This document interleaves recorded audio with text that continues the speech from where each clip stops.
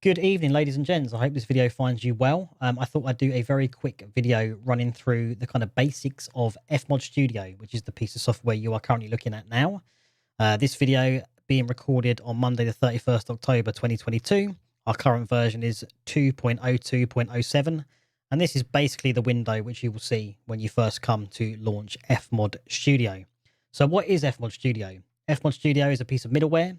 So basically any sound or piece of music, Foley, sound design, anything that a sound designer or a composer or a Foley artist has created for the use in a game or an app will be hosted and managed within a piece of middleware. So the two kind of big players in the industry are FMOD, which again you're looking at now, or Wise or WWise.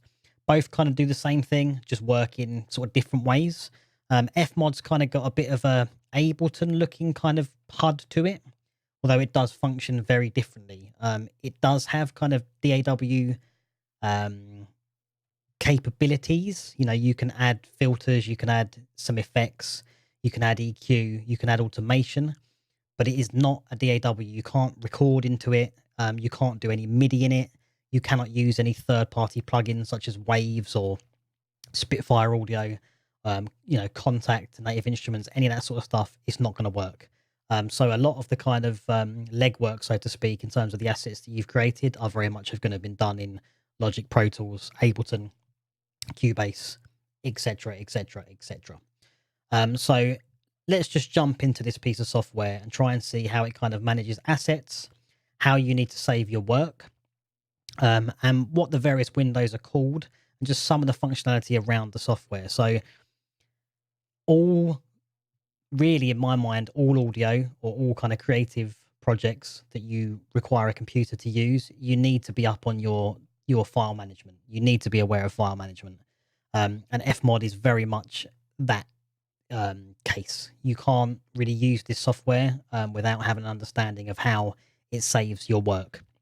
So let's just go in and create a brand new project. And the first thing I would suggest that you do is to save your work. So create almost a file structure straight away. So if we go File, we go Save As. Let's just put this on the desktop, and we're going to do YouTube tutorial, and we're going to throw it on the desktop. At this point, I would actually quit FMOD altogether. Just get rid of it. So we're going to Command Q, and let's open our YouTube tutorial. Let's have a look at the window that we get. Okay, list. So there's your metadata, and there's your YouTube tutorial in terms of the actual project file for FMOD. Straight off the bat, let's create a new folder and let's call it Assets.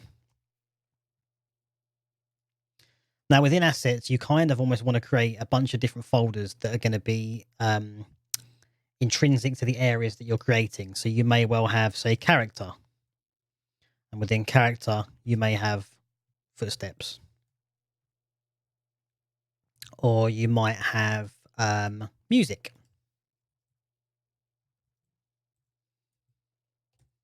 Environments, so on, so forth.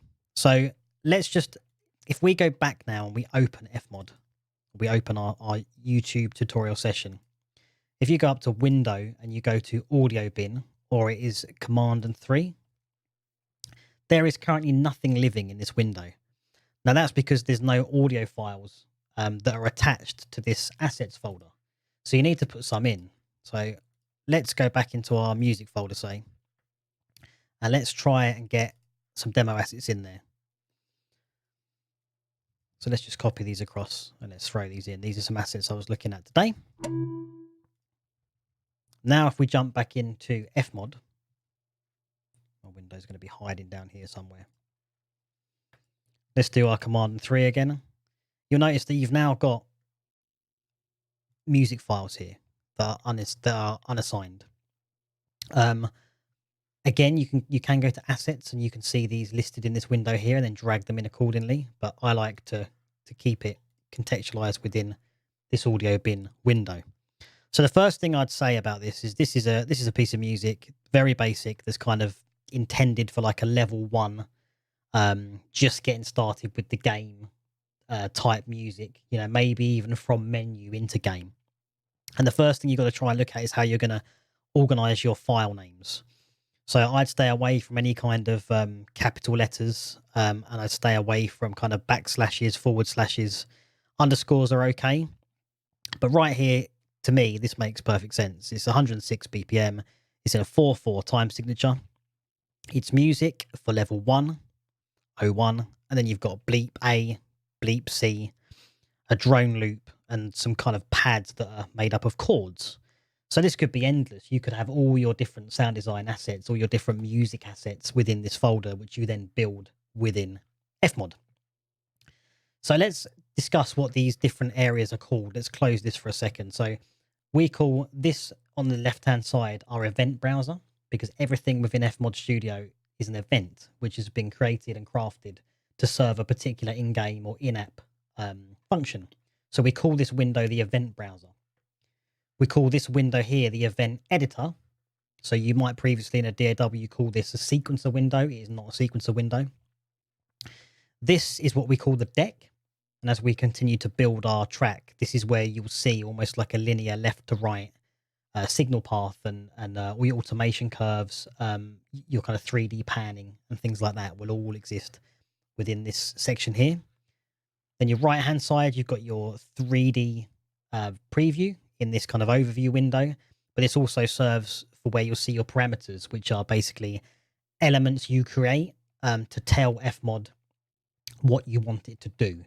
And as we come on to look at different videos here, I'm going to do a video which talks about how you can organize different assets for different functions. So music is going to be one. Location sound, ambient sound design. It's currently raining outside. So if I did say mic's flat, it could be that I could have winter, summer, autumn, all mapped out in FMOD. So in the summer, we could have some birds and not much wind and everything's quite kind of tranquil. Then obviously in the winter, we're going to have rain and thunder. And I could tell FMOD to jump between these different scenes so that if for some reason there was a game that was created which kind of contextualized the weather around my flat, which would be a bit odd, that's a use case that could work for that. So let's just go ahead and create some kind of some dummy content, so to speak, just so we can see these windows kind of come to life. Down here, by the way, this is where you can create new events or new folders. And as you kind of progress, you'll see that tagging happens here, which can be quite useful. You can tag your assets as you go along, which makes life just a little bit easier, so to speak. So straight off the bat, let's right click and let's choose a new folder. Within this folder, we're just going to call it YouTube demo. Then we're going to right click again and we're going to say new event. Now there are differences between actions and timelines, but you can convert a timeline track into an action track, and you can convert an action track into a timeline track. In previous versions of FMOD, it only really had either a 2D timeline or a 3D timeline. So a 2D timeline would potentially be a piece of music that doesn't really need to pan. We're not really panning music. It tends to sit in a stereo sort of fashion, even though FMOD will kind of duplicate it into quad because it outputs in a surround. It outputs surround functionality by default. So 3D elements, generally speaking, is going to be kind of effects which will move them with the player, because when you get into Unity or you get into Unreal, you'll attach a listener, say, to the player, or an emitter to, say, a tornado or a weather icon, or a big monolith tower that's sort of screaming out in the game, and then that's got its own. As the player then approaches that sound, it will get louder, quieter. If the player looks right, it's contextualized. If the tornado stays here and you're looking over here, you will hear it from the left side, and if you move around like that, it does all that kind of for you. It's quite clever in that capacity. So that's 2D and 3D kind of in a nutshell. Generally speaking, if you just want to place a piece of music, say in a go-karting game, on a Mario Kart, it's going to be a 2D element. Whereas the sound of the cart, so to speak, will most probably need to be 3D. Yeah, you'll need to be, or at least the sound applied to other cars would need to be 3D. Perhaps your sound may be 2D, because if you're sitting right on top of the player, it's kind of sitting within your location. A timeline is kind of relating to something that, believe it or not, exists in time. So if you had a piece of music, or if you had a, say, rain, which started quite quiet, but then got progressively louder. So say if you'd recorded this, it's starting to rain now, it's really kind of going for it. You'd want the timeline so you could essentially move the playhead along the timeline, right? An action is something that's a little bit more of a throwaway thing that happens. Say the player knocks a glass off of a table. You're not really going to want to play that sound necessarily again for a period of time. So an action is something that's a little bit more of a sort of throwaway sound or event that happens, momentarily and then sort of discarded with. Doesn't really care for time. So let's just create a 3D timeline, because this is going to open up the 3D panner window, and we're going to start to see the spatializer and things like that. So again, let's just call this I don't know, demo 1. So straight away now you can see that the timeline's been added here in the window. You're starting to see your tags have opened up, your properties and your notes. Notes can be useful if you're working on something over a period of time. You might want to put some notes in here to talk about what's happening within this environment. Or if you just had a conversation with someone, you might want to add those notes in there. Or indeed, if you are working on a game, it might be that your superior or your supervisor, so to speak, or the game's designer might put some notes in for you to pick up within your events, essentially. This is your 3D panner over here. So anything that's, if I zoom this in, anything that's right in the center there is going to be bang center to the player. And as we move further over here, this is going to be very much forward. This is going to be very much to the rear, to the left, to the right. And we'll try and kind of demo that shortly so you can hear something actually moving. Parameters, this is the window where, as I say, you will program what is going to happen to your piece of music or your sound design or your effects. If we are to left click on, say, audio tracks, you can add a new audio track.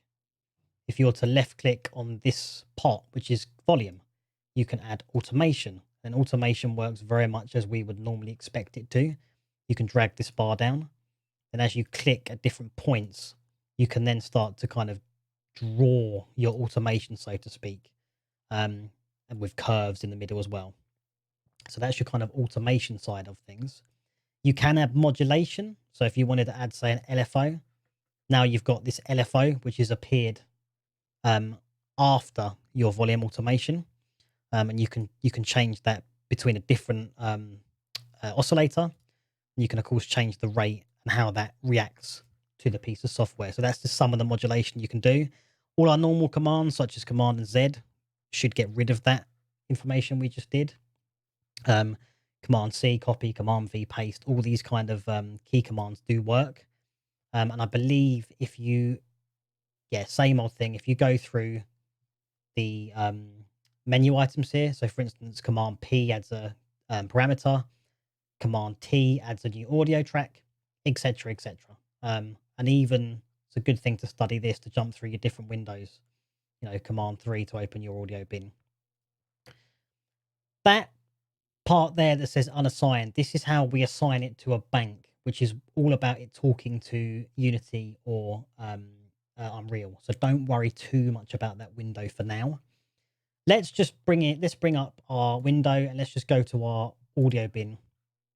For argument's sake, let's open up our music and let's just well, you can click on any of these for a start and you can get a preview of them.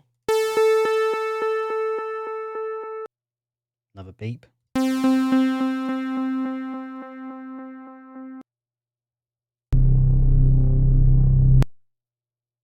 So let's just drag in this beep for a second. Why not just throw it on the audio track there?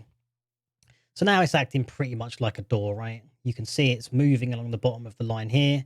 You can see here's our curve automation. So this is almost like a universe for FMOD. You can kind of get a snapshot of what's happening within your session. And if I drag this along, this is going to change the size of this sample, right? As it gets to here at 9 seconds, you can see that there is no content. which is represented by these kind of cross lines after the content. So let's drag it into around about here. And if you go to the very top, you can see that that's almost a fade. So as soon as you see that icon there, you can drag that in and that will fade this sound out. And you've got a curve there as well to look at how you want to fade the sound out. The same goes for the start. If we look down at the bottom here, you can see that you can pitch. So you can, if we loop this by clicking this button here, that's now a loop region. So if I press play,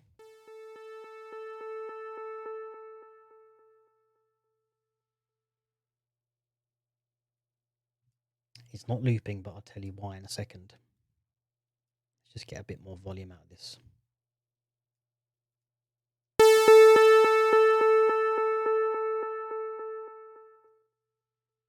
Automation curve kind of doesn't make sense when you're fading out anyway. So if we pitch this, if we click back on our audio track, you can pitch this up.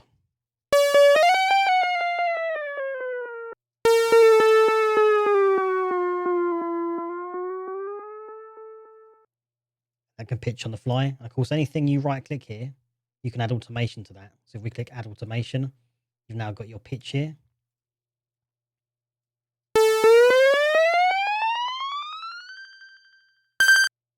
Cool stuff, right? Let's undo that. Just Command Z the whole thing out.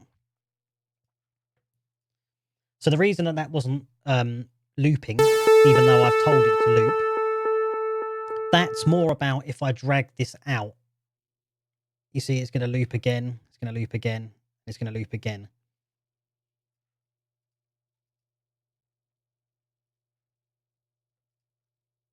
That's what that loop function is all about.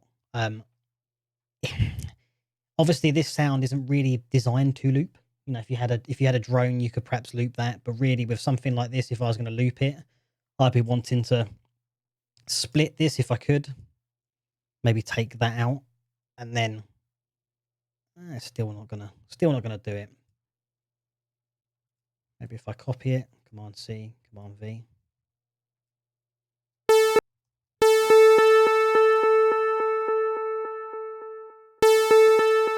Probably gonna have to do something like that. But with this sort of sound, it's almost a little bit of again a throwaway sound, right? But if you did want it to loop, you'd need to use your Logic tracks. So your Logic tracks have got nothing to do with Logic Pro. This is all to do with markers, tempos, transitions, and destination markers, which are all going to be important as we come on to later videos. So let's add a loop region. And then we can make this the length of the region. Let's double click on it and let's call it loop. And now when we play,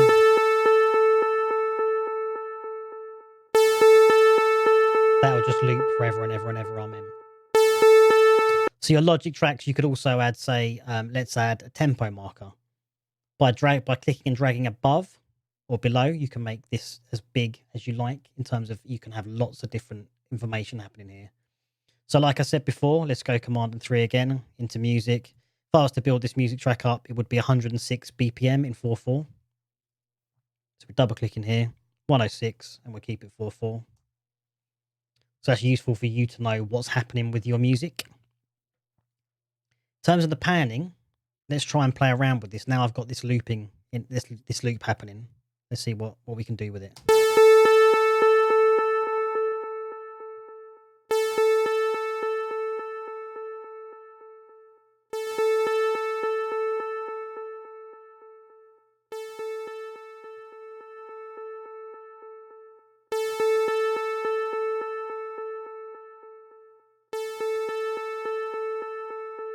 So if you look down the bottom here, you'll see these are your different outputs. Your LFE is your low frequency effect, so your sub. And then you're going to have you should have front left, center, front right, rear left, and rear right. But obviously I'm in a stereo setup here. So if we were more in the center, you can see how that's going to fill the full surround spectrum. Whereas if we move more towards the front, the surround channels, which are on the far right hand side, are disappearing. So if I go towards the back there, your left and right channels are disappearing. Annoyingly, at the moment, doesn't seem to be giving me a names, because it almost looks like the actual outer channels there. The front left there is your... Let's drag this over to the left. Just wait for it to play again. Yeah, so your left side there is your rear, and your right side there is your rear as well, on the left and the right, respectively. Then you've got your center channels in the middle there. So that's how the spatializer is working. And you can keep building these up. So again, this can, you know, right click, you get different axes here. So you can add automation to your axis and your width. You click add automation, and then you get this curve.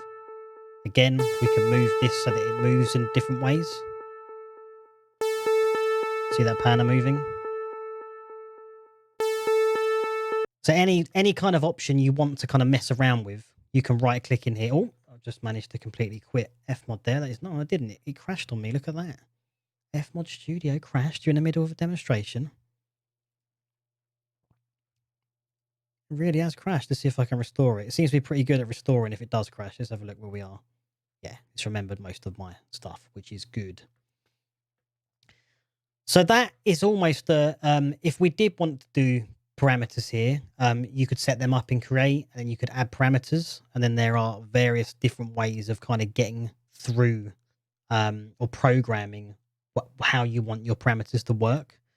But really, I wanted to get you guys into understanding the events, how your assets work. Again, I use window and I go to audio bin, or I use command and 3 to open that up.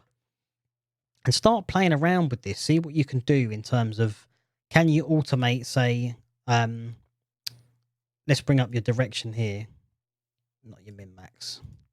Start playing around with maybe automating like your axis here. Right click. Let's remove the automation. Let's re-add it. Add automation. Start clicking around with that and watching your panner move, understanding how this works. Start adding some volume automation. Again, we right clicked on there. Click into these different areas and draw your shapes and see how that reacts with different parts of your software. And most importantly, at this stage, try and think about how you're going to set up your session in terms of tracking your assets. So remember, if we go back to Finder here and we come out, here's our YouTube tutorial folder. We've got our metadata and our FMOD session. And then we're going to start building up all our assets into different folders. So maybe in the next video, I'll go over sort of footsteps and how you can put different characters, feet essentially, like wood or pebbles or carpet. Now you can make FMOD trigger different sounds. And we do that using a multi-instrument, which has got multiple WAV or OGG or AF files within there. And as we develop through, we'll talk about all these different functions and we'll build up different scenarios. But for now, play around with your overview, play around with your panning, drag in as many audio files as you can really, and just start building up ideas and tracks. And then as we continue through these videos, we'll build more and more content as they come. If there's anything that you're interested in learning about in this software or something you want me to investigate, please do let me know, as I will endeavor to do that for you. And I hope these videos continue to grow into Unity and beyond. So get hold of it. It's free. Literally just jump to, I believe it's fmod.com. Let's see. Cancel that out. Let's jump to the user menu, which is really useful, the user guide. Oh no, that's actually built into the software there. But FMOD, I swear it's, yeah, fmod.com. You click sign in, create yourself a new account, and then you can go from that and start learning the software. So I hope that was useful, guys. And I'll see you in the next video as we continue down this FMOD fun. Cool, guys. Take care. Bye.